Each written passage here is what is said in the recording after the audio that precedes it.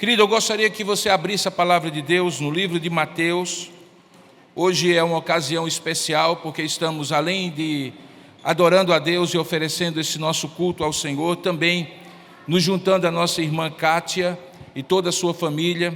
Kátia completa 40 anos de serviço público, 33 anos de Hemocentro e oferece o culto em ações de graças. E com ela veio toda a turma do departamento, do Hemocentro, está todo mundo ali. Nós vamos agradecer por elas.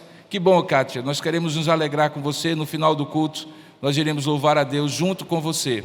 Mas abra sua Bíblia, por gentileza, em Mateus capítulo 14, a partir do verso 13. Hoje nós vamos iniciar uma nova série de pregações. Alguém está dizendo, lá vem livro novo. Não necessariamente, mas quem sabe, né? Os haters dirão assim, mas eu diria que talvez sim, talvez não.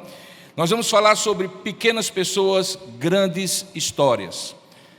A história da grande redenção, a grande história da redenção, ela se espalha em toda a Bíblia, de Gênesis a Apocalipse. Nós podemos ver o protagonista dessa história é Jesus Cristo. Todas as histórias da Bíblia convergem para Ele. O foco, a atenção, a grande personagem, o autor, o editor, aquele que é o principal personagem, o protagonista é Jesus Cristo. No entanto, a gente vai, à medida em que a Bíblia discorre as suas histórias, descobrir que ele sempre teve coadjuvantes. Eu falei isso quando nós estudamos juntos os 4 olhares, os 4 evangelhos. Havia coadjuvantes maiúsculos, robustos, com grandes papéis. Por exemplo, a pessoa de Maria, os apóstolos, João Batista, se destacam na narrativa de Jesus porque sempre estão presentes, ou mesmo quando estiveram presentes em algumas ocasiões especiais, eles marcaram a trajetória de Jesus, eles foram importantes. E há pequenas pessoas, gente que eu e você chamaria até de figurante. Sabe aquela pessoa que recebe a diária para aparecer no cenário? E que não fala, entra calado e sai mudo? É um figurante. Mas não existe nenhum figurante desprezível na história de Jesus. Não apenas o cenário é importante, não apenas o enredo é importante, mas há pessoas que também são importantes. Pessoas que têm papéis mínimos, mas que têm uma participação grande. São pequenas histórias, ou pequenas pessoas para uma grande história. Uma delas é a que nós vamos começar hoje olhando para ela. E eu gostaria que ao final de cada um desses episódios, começando com o de hoje, você se sentisse estimulado a dizer assim, eu sou pequenininho, é verdade, mas eu tenho uma participação nessa grande história da redenção. E descobrisse a sua participação na história da redenção. Na história que você participa, Deus sempre será o protagonista, mas você é convidado a participar de maneira singular. E eu lhe convido, então, a juntos olharmos a história do garotinho que compartilhou o pão com Jesus. Acostumados que somos de Jesus compartilhar o pão com aqueles que carecem, hoje nós iremos ver um garotinho que compartilhou o pão com Jesus. Ele não está presente nesse texto, ele vai estar presente na narrativa que João faz sobre esse texto. Mas como Mateus é o mais abrangente dos 4 evangelhos, esse é o único milagre que é registrado pelos 4 evangelhos, Mateus, Marcos, Lucas e João. Nós vamos usar Mateus como base, mas é lá em João capítulo 6, o texto correlato a esse, que esse garotinho que compartilhou o lanche com Jesus, ele aparece. Leiamos a palavra do Senhor. Mateus capítulo 14, a partir do verso 13. Diz assim a palavra de Deus: Jesus, ouvindo isto, e ele se referia à notícia que João Batista havia morrido, retirou-se dali num barco para um lugar deserto à parte. Sabendo as multidões, ou seja, tomando conhecimento as multidões, vieram das cidades seguindo-o por terra, enquanto ele ia por barco. Desembarcando, viu Jesus uma grande multidão, compadeceu-se dela e curou os seus enfermos. Ao cair da tarde, vieram os discípulos a Jesus e lhe disseram: o lugar é deserto e vai adiantada a hora. Despede, pois, as multidões para que, indo pelas aldeias, comprem para si o que comer. Jesus, porém, lhes disse: não precisam retirar-se, dá-lhes vós mesmos de comer. Mas eles responderam: nós não temos aqui, senão 5 pães e 2 peixes. Então ele disse: trazei-mos. E tendo mandado que a multidão se assentasse sobre a relva, tomando os 5 pães e os 2 peixes, erguendo os olhos ao céu, os abençoou. Depois, tendo partido os pães, deu aos seus discípulos, e estes às multidões. E todos comeram e se fartaram, e dos pedaços que sobraram, recolheram ainda 12 cestos cheios, e os que comeram foram cerca de 5.000 homens, além de mulheres e crianças. Que Deus abençoe a sua palavra. Amém. Oremos. Senhor, nosso Deus e nosso Pai, nós queremos nesse momento te agradecer pelo privilégio de estarmos aqui e te oferecermos esse culto em ações de graças. Sim, Pai, porque a cada domingo, quando o Senhor nos reúne, no primeiro dia da semana, e nos faz lembrar da Tua bondade, graça e misericórdia nos dias que se passaram, da semana que terminou ontem, nós somos levados a dizer muito obrigado, Pai, por um novo ciclo que o Senhor nos abre, por uma nova semana. Agradecemos pelo privilégio que nos dás, ó Pai, de reconhecer que Tu és o primeiro, que no primeiro dia, no primeiro horário, no primeiro momento de uma nova semana, nós devemos nos voltar para Ti, para Te agradecer, mas também para Te adorar, Te bendizer, dizer a Ti como Tu és bom, como Tu és santo, como Tu és gracioso sobre nossas vidas, que sem Ti nada somos e nada podemos fazer. E nesta hora em que vamos ouvir a Tua voz, pedimos que o homem diminua e que o Senhor cresça. Que a Tua palavra, Pai, possa fluir dos meus lábios, habitando que no meu coração e no coração dos meus irmãos, ó Pai. Eu te peço, fala conosco, Senhor, e nós te daremos ao fim desta mensagem, da exposição da Tua palavra, toda a honra, toda a glória e todo o louvor, porque és Tu que queremos ouvir e é a Ti que queremos reverenciar. Queremos Te dar graças e pedir essas bênçãos em nome de Jesus. Amém. Amém. Queridos, Jesus está no ano inaugural, como eu sempre gosto de dizer, o ano das multidões. Ele operava milagres, sinais e prodígios. Esse milagre tem uma característica muito especial, ele tem um link, uma ligação, digamos assim, um hiperlink, que remete ao passado. Aquele povo era judeu, eles conheciam a história do Êxodo, de como em alguns momentos Jesus, ou melhor, o Pai, trouxe como Deus triuno o suprimento de provisão, mandou maná dos céus, as codornizes, as codornas, para eles se alimentarem durante aqueles 40 anos. O Evangelho de João, que nós sabemos é o Evangelho que prova que Jesus é Deus, ou que tem esse objetivo editorial, ele tem essa vertente, esse viés, certamente registra que Jesus, dentre outras afirmativas assim extremamente importantes que ele fez acerca de si mesmo, ele falou que ele era o pão da vida, e que quem crer nele não anda mais com fome, tem sua fome espiritual saciada. Esse milagre encaixa-se perfeitamente nessa temática de que Deus é o provedor, não apenas das nossas necessidades físicas, emocionais, mas Ele também é provedor da nossa necessidade espiritual mais premente. Essa narrativa, bem que poderia, e em João está muito próxima da afirmativa de Jesus: eu sou o pão da vida.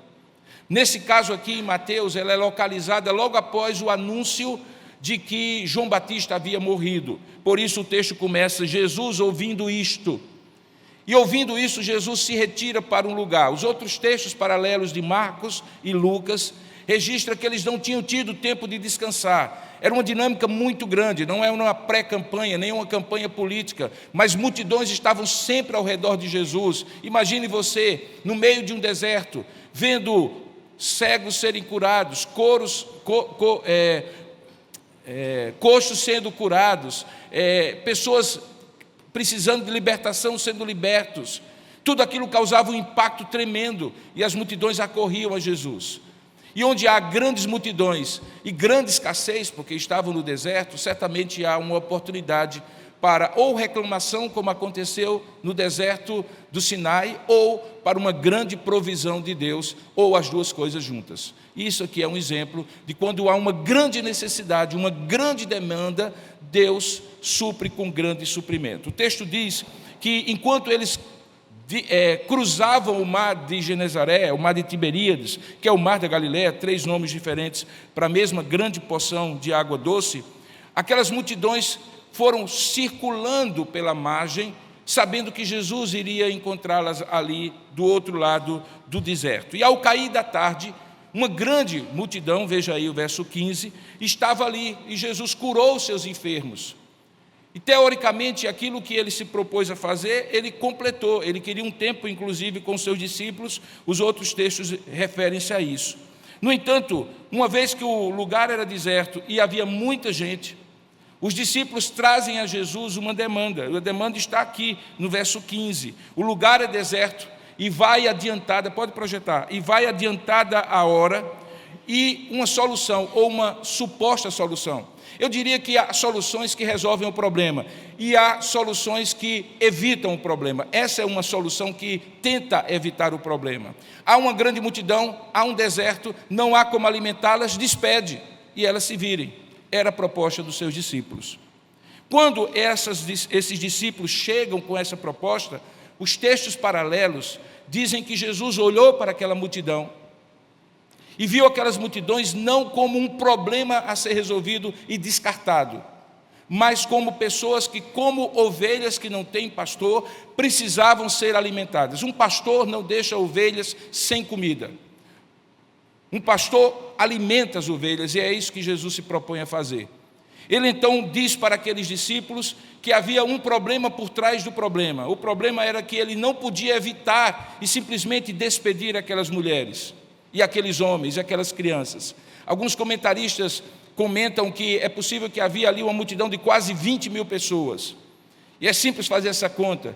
Se você contar os homens que estão aqui, você verá que há mais mulheres e crianças, provavelmente, do que os homens que estão aqui. Se diz que eram 5 mil homens, então é possível que para cada um daqueles homens, ou grande parte daqueles homens casados, haveria uma mulher e filhos. Então talvez tivesse 15, 20 mil pessoas ali presentes.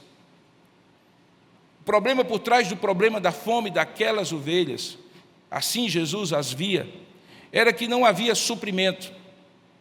Mas havia uma ordem, e houve uma ordem clara, e a ordem clara é: dá-lhes vós mesmos de comer. O texto diz que eles não precisam se retirar, verso 16, os discípulos deveriam eles mesmos dar aquela condição de comer. Um texto paralelo, o de Marcos, diz que Jesus, na verdade, estava testando os seus discípulos. Ele sabia que os discípulos não tinham onde arranjar a comida, mas ele sabia o que iria fazer, mas ele queria mostrar aos seus discípulos que a melhor maneira de resolver os problemas não é evitar os problemas, não é fugir dos problemas, não é entregar os problemas aos outros, não é transferir os problemas aos outros, é depender de Deus e ver Deus suprindo a nossa necessidade. O texto diz que quando isso acontece, subitamente aparece alguém que diz a Jesus, no verso 17, nós temos 5 pães e 2 peixes. A grande pergunta, quando alguém ler esse texto, se não ler os outros, é: de onde apareceram os 5 pães e 2 peixes? Se eles disseram que não tinham como alimentar, de onde apareceram os 5 pães e 2 peixes? Se você for para o texto de João, capítulo 6, que é o texto paralelo a esse, você verá de onde veio. E aí aparece uma figurinha, que é talvez a figura mais, digamos assim, inesperada, inusitada de todos. Diz o texto em João capítulo 6, que no verso 5, Filipe, um dos discípulos, João é mais detalhista, diz assim: ok, Senhor, mas onde compraremos pães para lhes dar a comer? Então Jesus diz assim para eles, ou melhor, eles dizem para Jesus: não lhes bastariam 200 denários de pão para receber cada um o seu pedaço. Há uma situação concreta. E aí João registra que um de seus discípulos, veja aí o verso 8, chamado André, que era irmão de Simão Pedro, informou a Jesus E está aí um rapaz que tem 5 pães de cevada e 2 peixinhos. Mas ele mesmo reconhece: o que é isso para alimentar tanta gente?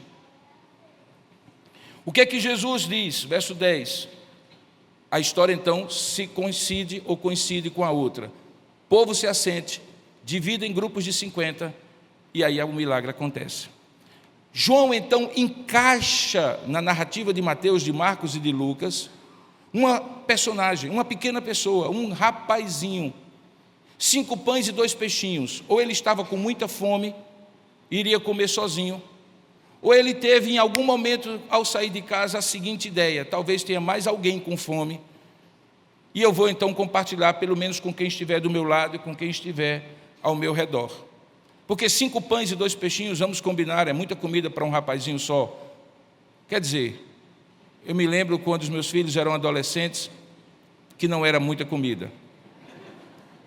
Mas digamos que ele estivesse pensando somente nele, ou talvez, no máximo, pensando em 2 ou 3 pessoas e coleguinhas que estivessem ao seu redor.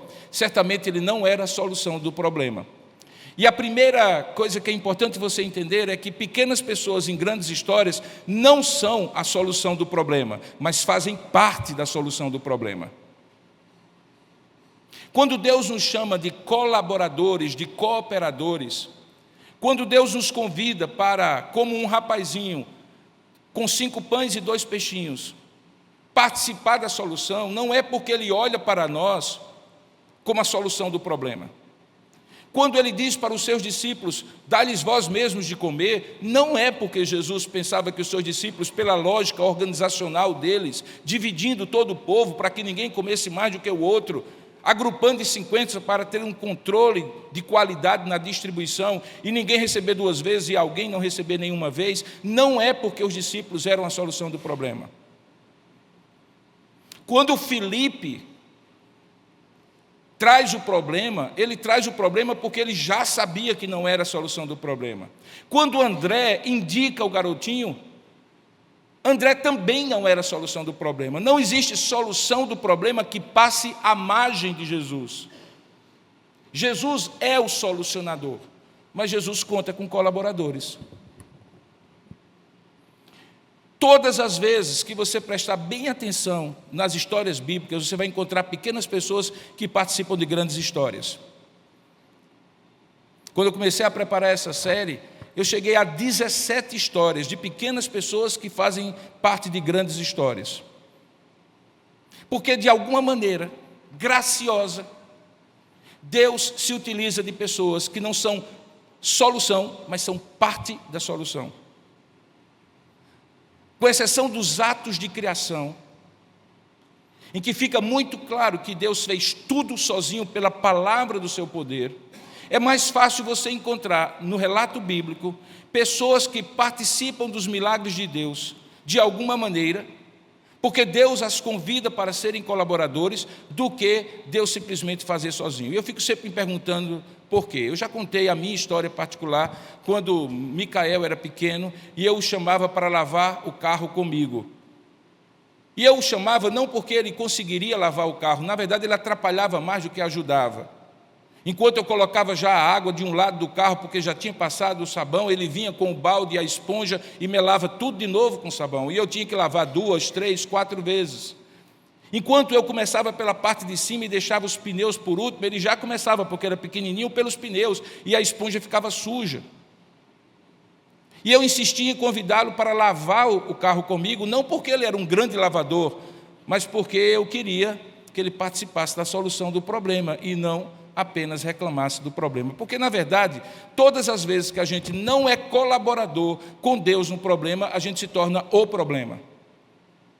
Você consegue entender que quando você se senta esperando que o problema se resolva, a sua tendência é se envolver no problema, é mergulhar no problema, é fazer parte do problema, reclamar do problema, é aglutinar pessoas para reclamarem juntos do problema. Esse foi o processo durante 40 anos no Êxodo. Alguém no meio da multidão dizia assim: pronto, agora a gente vai morrer aqui no deserto. Alguém ouvia, reproduzia essa história, outro ouvia, e daqui a pouco, de um pouco de fermento, levedava toda a massa, porque todas as vezes que você não faz parte da solução do problema, você se torna o problema, você acirra o problema. É muito fácil você ficar de longe criticando, é muito fácil você apontar quem deve fazer o problema, quem deve resolver o problema, é muito fácil você dizer como o problema está sendo mal resolvido, mas a grande questão é que Deus lhe convida para fazer parte da solução do problema. E é aqui, de maneira muito clara, que esse rapaz começa a fazer parte da solução do problema. A segunda grande verdade que fica muito clara é que quando Jesus diz aqui para ele, trazei-mos, e manda que a multidão seja dividida, o que ele tinha eram 5 pães e 2 peixinhos. E aqui a gente tem a grande solução, ou melhor, a segunda grande lição sobre a solução do problema. É que o problema não é solucionado pelo aspecto quantitativo da solução. A gente sempre pensa que a solução dos problemas é pela quantidade de coisas que nós podemos fazer. Recentemente foi feita uma pesquisa que se perguntou às pessoas, algumas pessoas na rua, o que é que você faria se ganhasse na loteria R$1 milhão? E aí as pessoas começaram a responder, não, eu terminaria de pagar minha prestação da casa, aí iria uns R$200 mil, eu trocaria meu carro, eu faria isso e tal, e tal, e tal. Boa parte das pessoas chegavam a um ponto de dizer assim, dá para ser mais do que R$1 milhão? Isso se repetiu de tal maneira que as pessoas começaram a concluir o seguinte, se você acha que precisa de 1 milhão, daqui a pouco você vai precisar de 2. Se você pensa que 2 solucionaria, quando você começa a solucionar o problema, você descobre que 2 não resolve, tem que ser 3, tem que ser 4, tem que ser 5. Até que chega um ponto em que você talvez pudesse imaginar que uma grande quantidade de dinheiro resolveria o seu problema, e aí você chega a um outro problema, o que é que eu vou fazer com o que sobrar? Aquele garoto só tinha 5 pães e 2 peixinhos. Mas a solução do problema não era a quantidade do que ele tinha, mas a disposição de compartilhar o que ele tinha. E aqui tem a grande lição. Parte da sua colaboração com o problema é o que é que você pode fazer, não o que você gostaria que fosse feito.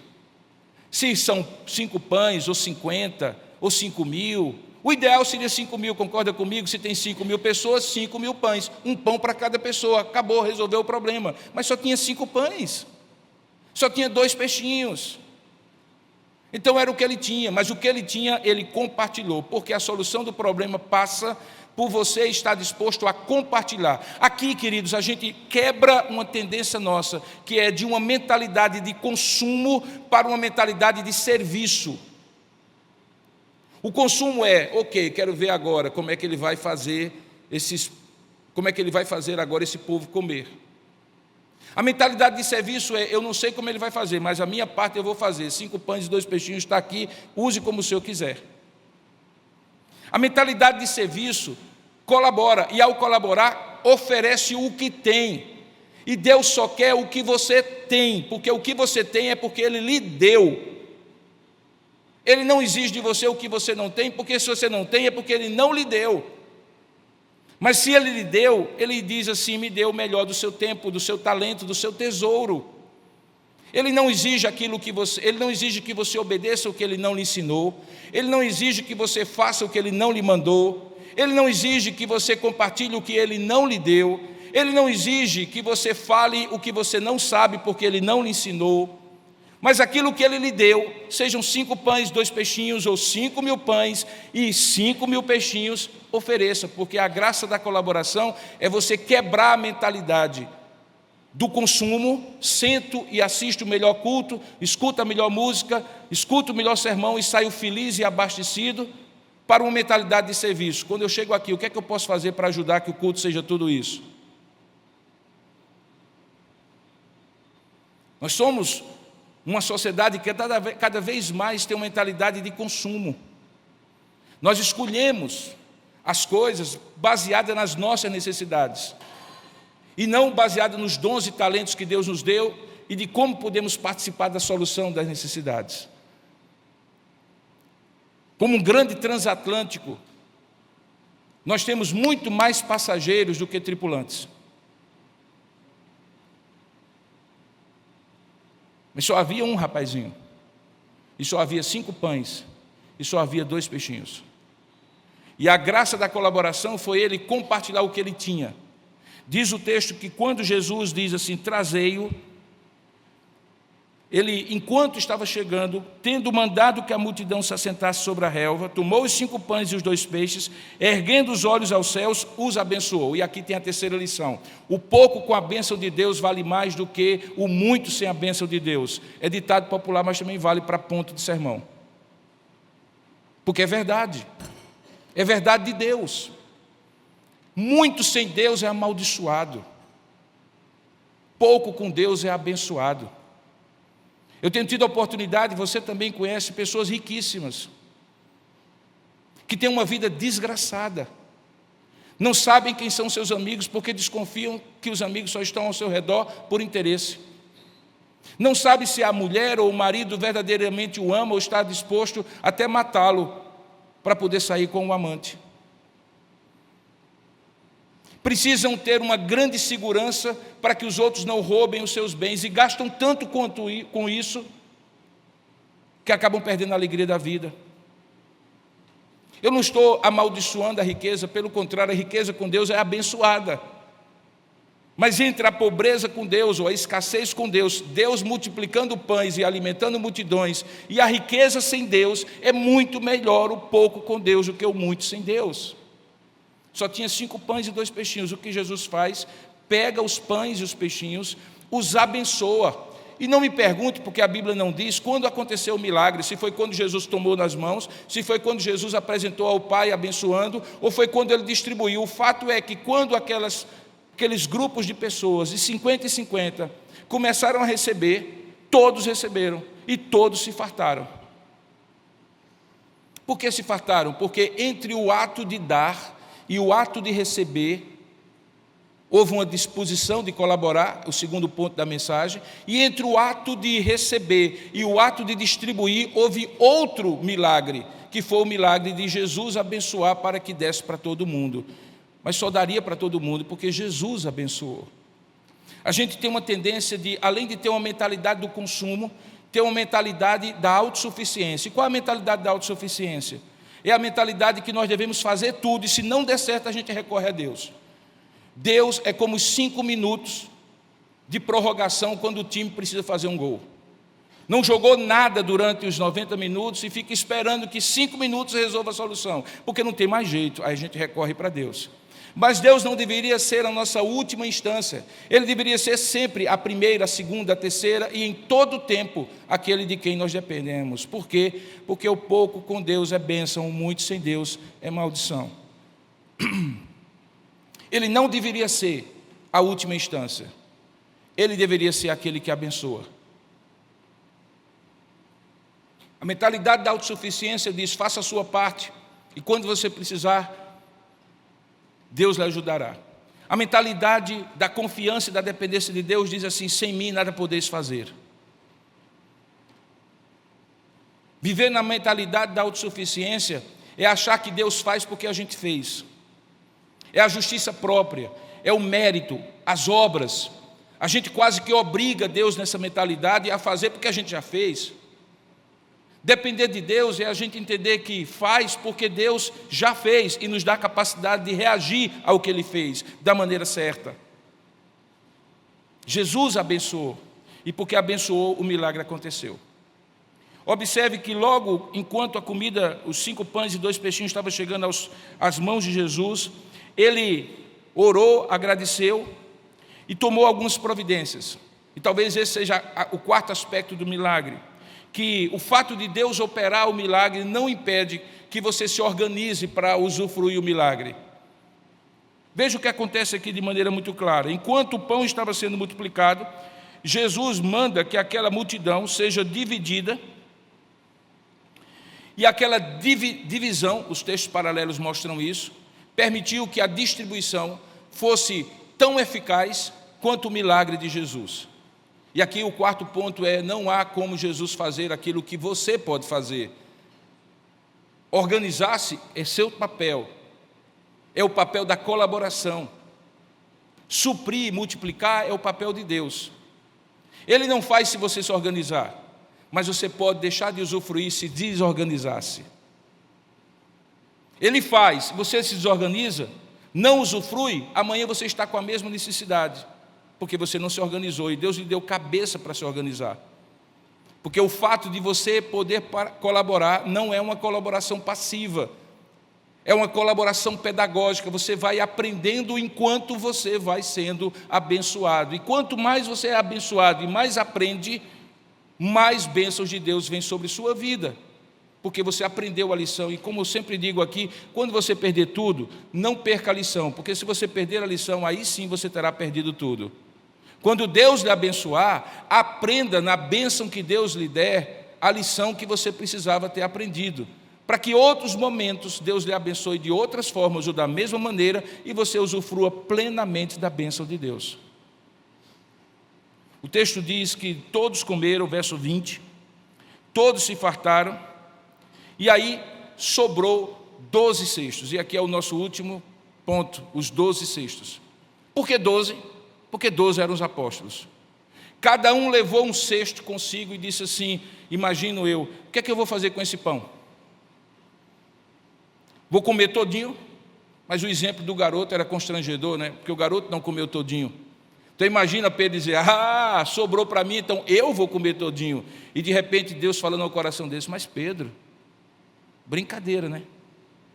O garotinho foi mais crente que você, dividiu com os outros, você não vai dividir?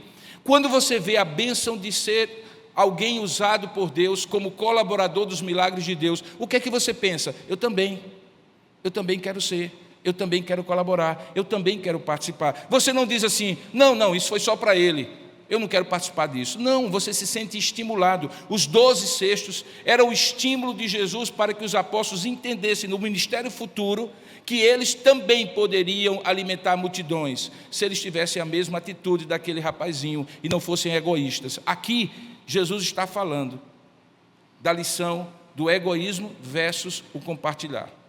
Aqueles apóstolos ficaram constrangidos, certamente, pelo milagre que Jesus fez e pela graça de terem sobrado. Sobrou não para que fosse desperdiçado, sobrou, como nós bem sabemos, para ser reutilizado. Mas por quem? Pelos apóstolos, porque sobraram 12, um para cada um.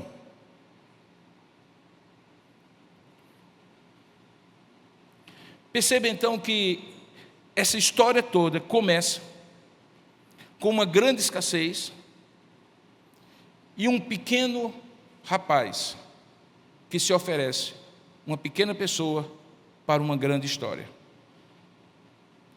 Talvez hoje você está pensando, qual é o seu papel na vida? Eu fico imaginando, e há poucos minutos eu me encontrei com Kátia ali, antes de sair, e ela então me deu algumas informações, entre as quais que tinha 40 anos de serviço público. Eu imagino que ela entrou com 10 ou 12 anos, certamente. E disse que 30 anos no Hemocentro. Eu perguntei para ela, é duro, né? Ela disse, eu me preparei para isso, pastor. Eu me preparei para sair bem, sair feliz, sair alegre, sair com senso de dever cumprido. Todas as vezes que a gente fecha e abre ciclos na nossa vida, a gente tem a oportunidade, Kátia, de pensar, e qual é o meu papel na vida? Qual é o meu papel na vida? Para que grande história eu nasci? Os famosos e célebres caem na esparrela de achar que a história das suas vidas é sobre eles, porque eles são famosos, são poderosos, e por isso, quando eles têm que fechar o ciclo, eles entram numa depressão profunda, porque os holofotes já não estão sobre eles, eles não têm mais o poder, não tem mais a vaidade de todo mundo aplaudindo, todo mundo reconhecendo. Eles foram ludibriados pelo sucesso, pela fama e pelo poder, de achar que o grande lugar da história da vida deles, o protagonismo é deles, e não é de ninguém. De ninguém. Todas as vezes que eu gosto muito de ler uma página, é meio lúgubre, que é a página do obituário, que é aquela página ou aquela manchete que fala quem morreu. E todas as vezes que alguém morre, eu fico pensando assim, Rapaz, bom, se for da minha geração já começa a ficar perto, né? Mas assim, se não for da minha geração, se for alguém que me inspirou, eu começo a me lembrar assim, dizer assim, rapaz, esse cara era famoso. Meu amigo, como é que vai ser o mundo sem essa pessoa? E eu chego à conclusão, vai continuar. Vai ser o mesmo mundo, porque Deus vai chamar outros coadjuvantes, já está chamando. E essa pessoa, que se não foi inebriada pelo sucesso, ela terminou a vida bem. Por que terminou a vida bem? Porque entendeu que ela não é o protagonista, mas ela pode ser um grande coadjuvante, mesmo tendo apenas 5 pães e 2 peixinhos na vida para oferecer a Jesus. Deixa eu lhe dizer, pense sobre isso. Não com nostalgia, não com aquele sentimento, a vida está acabando, o que é que eu fiz dela? Não, de jeito nenhum. O meu grande desafio para você, Kátia, é agora. Agora vai começar. É agora que vai começar. Agora você está livre, leve e solta. Você vai poder dizer assim, não tenho mais expediente para cumprir, não tenho mais chefe, eu espero que o seu chefe não esteja aí, não tenho mais chefe para me aborrecer, não tenho ninguém mais para me cobrar, eu posso usufruir. Tem gente que quando se aposenta diz assim, agora eu vou fazer tudo o que eu quero, aí descobre que nunca pensou sobre o que iria fazer, e aí entra no fundo da rede. E a pior coisa para o aposentado é o fundo da rede. É deprimente. Agora preste atenção, agora tem todo o tempo. Tudo aquilo que você dizia para Deus, não posso porque não tenho tempo, agora não tem mais essa desculpa, Kátia. Não posso porque não sei fazer, agora depois de toda a vida aprendeu algumas coisas a fazer, já pode contribuir, já pode participar. Os 5 pães e 2 peixinhos podem ser multiplicados se e somente se forem oferecidos a Jesus. Por quê? Porque a grande história da redenção é feita de pequenas pessoas. Pergunta que eu lhe faço é, qual é o seu papel na sua própria história? Não se abestalhe, não tente ser o protagonista, mas também não se abestalhe, não pense que Deus não tem um lugar para você. Ele tem, e é bom você entender qual é. Quais são os seus 5 pães? Quais são os seus 2 peixinhos? O que é que você quer oferecer a Deus? E agora eu gostaria de fazer isso na forma de uma oração. Existem pessoas jovens que dizem assim, ok, vou pensar nisso quando eu me aposentar. Não é o caso, comece a pensar agora. Até porque a gente não sabe sequer se vai chegar à aposentadoria. Pode ser que Deus chame antes. É verdade. Pode ser que Deus chame antes.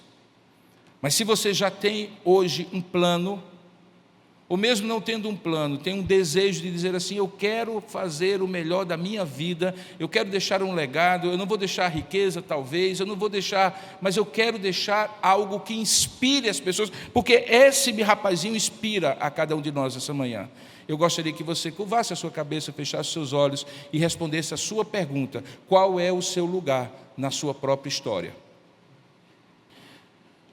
Senhor, nós te agradecemos porque o Senhor não nos deixa sem lugar na nossa própria história. Senhor, nós te agradecemos porque Tu não deixas o Teu lugar de protagonista na grande história. Senhor, nós te agradecemos porque o Senhor nos convida e nos coloca em papéis, em funções, em lugares na nossa própria história. Eu quero te pedir que nesse momento, cada um de nós, se dirigindo a Ti em oração, escute de Ti mesmo, quais são os 5 pães, quais são os 2 peixinhos, que o Senhor nos deu, para que possamos compartilhar contigo. É possível, Pai, que em vários momentos diferentes da nossa trajetória, esses 5 pães e esses 2 peixinhos, tenham conotações diferentes. Quem sabe, para os mais jovens, esses 5 pães e 2 peixinhos é a vitalidade, o entusiasmo, a disposição, a força física.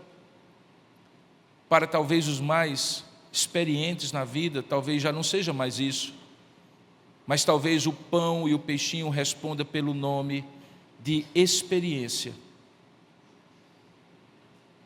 de conhecimento, de vivência. Pai, eu quero te pedir que nenhum de nós seja jovem, negligencie o tempo que o Senhor tem dado, o talento e o tesouro que o Senhor tem dado. E se mais experiente, que ninguém negligencie o tempo que o Senhor ainda tem para cada um de nós, o talento que o Senhor não tirou de nós com o passar da vida e o tesouro que o Senhor acumulou em nós. Pai, eu te peço que o Senhor nos ajude a oferecer o pão e o peixe que tivermos na mão, nem mais nem menos, e confiar que vai voltar para nós, porque certamente aquele rapazinho comeu do próprio pão e do próprio peixinho, mas também trouxe a alegria de poder, ó Deus, ver outros comendo do pão e do peixe que era só dele. Que nós venhamos a ter a alegria de ver o pão e o peixe que nós oferecermos a Ti sendo comido por outros.